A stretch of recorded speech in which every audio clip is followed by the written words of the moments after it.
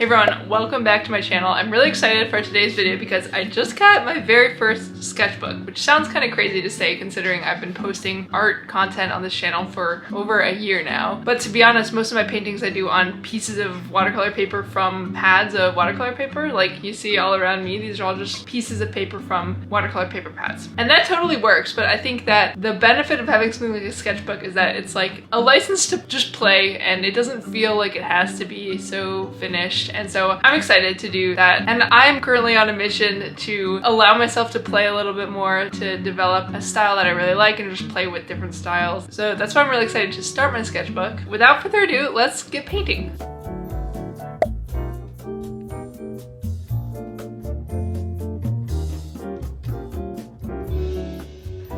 So I know it might sound kind of crazy when I say that this is my very first sketchbook, but I think it is pretty much true. Like, I'm sure that when I was a kid, I had sketchbooks, but this is the first one that, you know, I've purchased for myself and that I have the full intention of filling out all the way. And I've definitely never used a sketchbook since I started painting. So I'm really excited because I definitely have the tendency to be a little bit uptight with my paintings, and I think I get really stuck with this idea of like every painting needs to be perfect. So I'm excited to have a sketchbook so that I can hopefully let go of this idea and just kind of mess around and experiment and see what happens. So anyway, for my very first spread in the sketchbook, I decided to play with some watercolors, which I'm pretty excited about. I've been kind of flip-flopping back and forth between watercolor and acrylic gouache, and I have the intention of filling this sketchbook largely with paintings. So for this first one, I decided to start with a watercolor floral spread.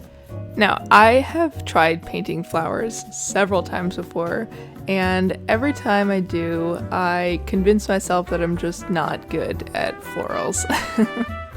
But this is crazy. So just yesterday, Louisa, who runs Lulu Blue Studio, she actually sent me a DM on Instagram and she told me she'd been watching some of my YouTube videos, which I was like so flattered to hear. So I went to her page and I saw that she paints these beautiful watercolor florals, and I realized that she had a YouTube channel of her own, so I watched some of her videos, and she makes all kinds of really thorough and super helpful watercolor tutorials about kind of how she does her florals. So I basically immediately watched one of these and decided to paint along, and I did this before I opened up the sketchbook, but it actually blew my mind how much better my florals were looking than they ever had before.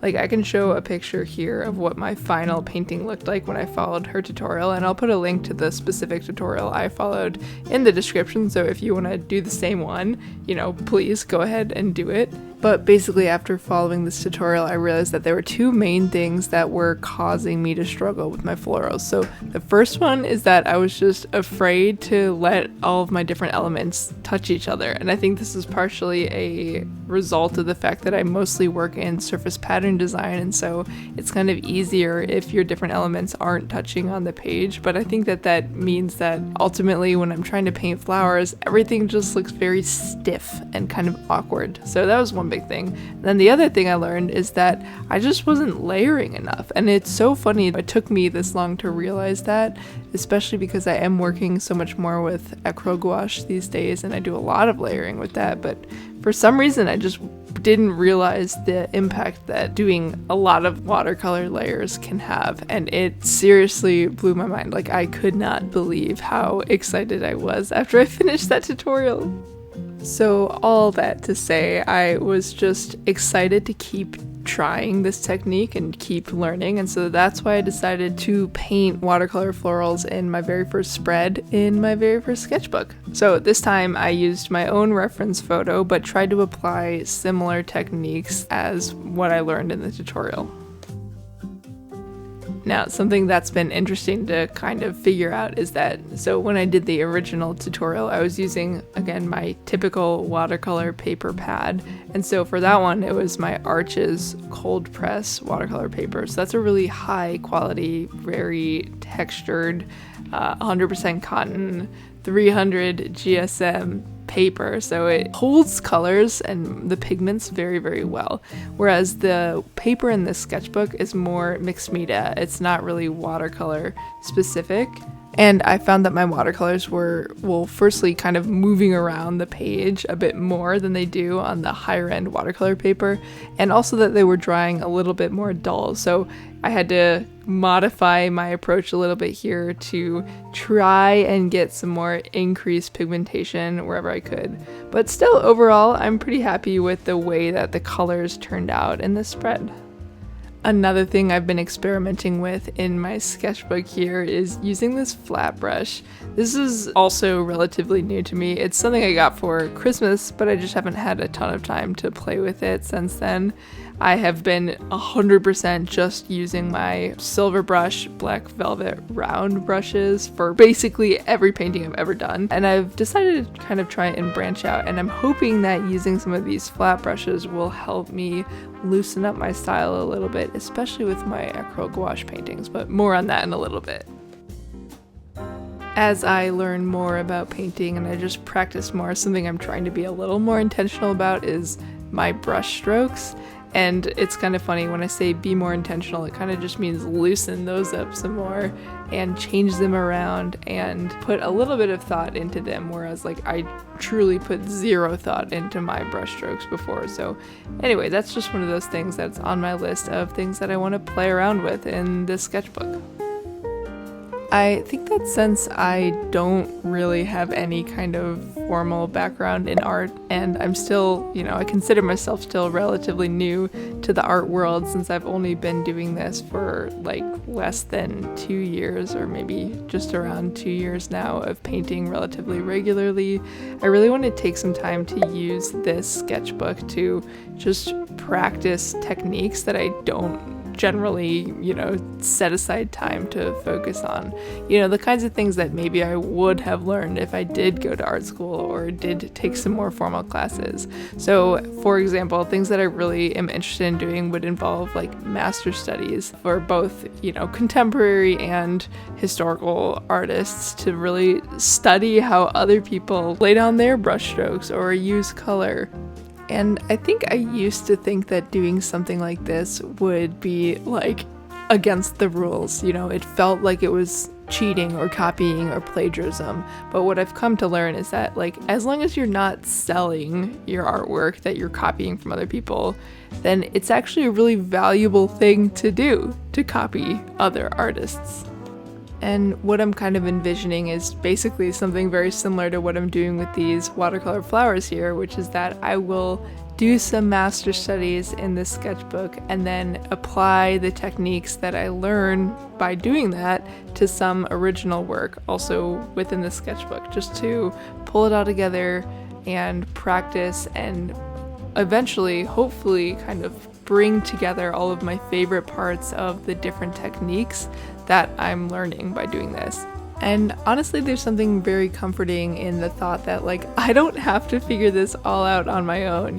I can lean on the discoveries that artists have been making for centuries, and learn from what other people have learned before me and pull this all together into eventually what will become my style and how I like to paint and how I like to create. Does that make sense? Anyway, even though this is my very first page in my sketchbook, I'm already feeling way more free and I'm just really excited to see what comes out of it. So here is my very first spread. I really like these colors. I think I struggled to get that central sunflower to pop, but at the end of the day, I really like how this one turned out.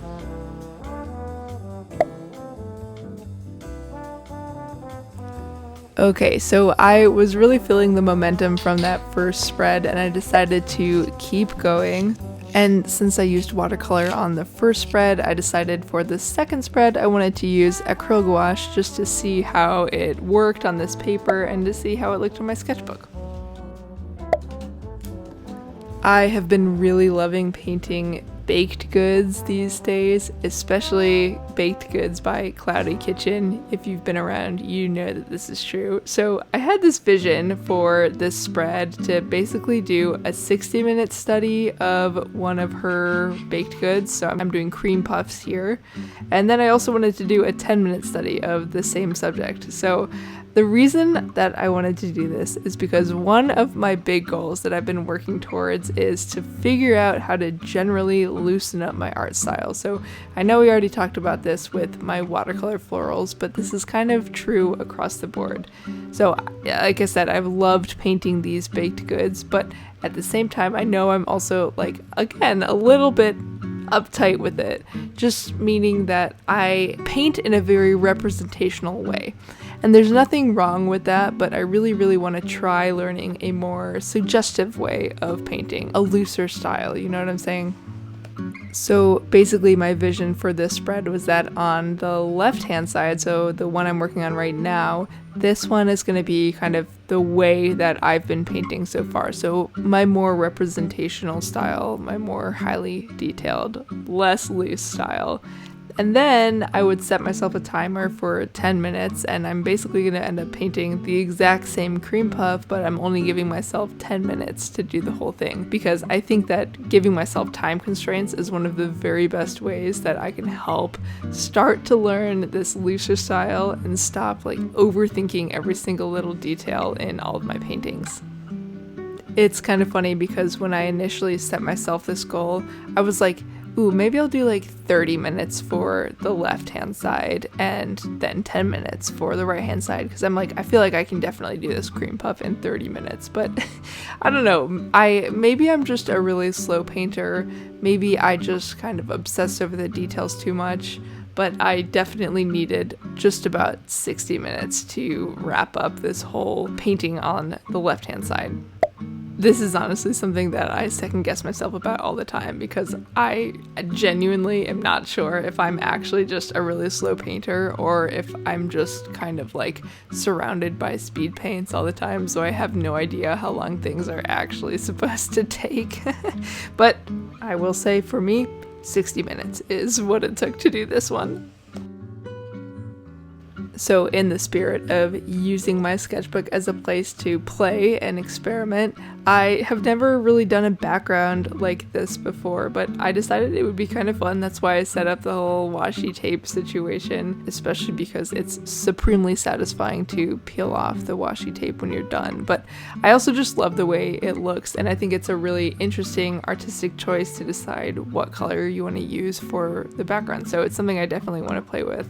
And so I used this like really light blue here, and then I was trying to create some kind of like texture on the bottom half to show that like this cream puff would be sitting on a surface.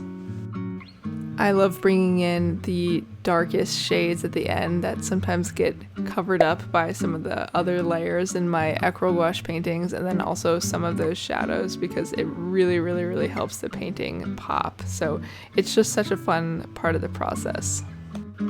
You can see that the paper is getting a little bit warped here, and that's the combination of the watercolor on the other side of it and then the acrylic gouache on this side. I don't really know that it's built to handle this much of a wet media, but you know, I don't really mind. I think this is the beauty of a sketchbook, right? Is that it doesn't have to be perfect. Okay, so now I'm moving on to that other side. So like I said, I actually did set a timer for 10 minutes. I know you can't see it here on the screen, but I promise you I had my laptop set up and I had a countdown timer going with 10 minutes. This kind of accountability genuinely really helps me, even though there's nobody else around to tell me to actually stop. Like, I see that clock and I am gonna stick to it. So I was definitely moving at a way faster pace than I was for the painting on the left hand side, and you know, that's kind of the point of this challenge here. But the reason I started with the 60-minute one first is that I really took a close look at this cream puff, and I kind of knew all of its features at this point and the kind of the order of operations that I used, so I could copy that for my 10-minute study here, so it didn't feel like I was starting from nothing. But this is not the first time I've done a 10-minute challenge, and I promise it does not feel any less chaotic than it did last time either. Like, I always go into it thinking like, all right, 10 minutes, this is a decent amount of time, like I can do some damage in 10 minutes, but it genuinely just feels like chaos. Like, the time goes so fast. It's crazy. But still, you know, even though I felt like kind of low-key panicked the whole time, at the end of the session, I painted a cream puff, so it worked. My plan worked.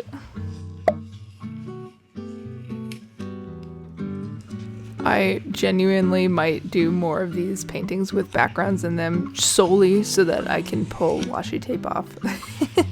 I love this part. It is so satisfying. Like, come on. Isn't this amazing? I just could watch this all day.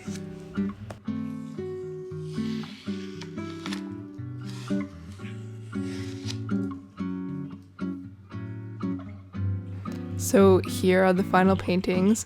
I would be really curious to know which one of these two you prefer. Like, I see strengths and weaknesses in both sides, of course, and there are things that I really like about both of them. So anyway, I would love to know which one you like and why. But like I said, I'm definitely going to do more of these because I think this is a really great way to help me develop my looser painting style.